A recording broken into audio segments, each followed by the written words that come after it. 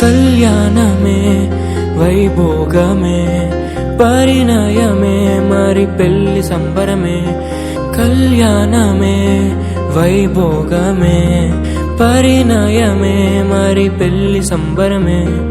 అందాల వరుడు పరిశుద్ధుడు చక్కని వధువు కన్యాకు.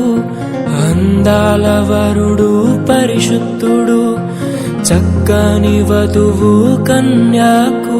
జరిగే పరిశుద్ధ వివాహం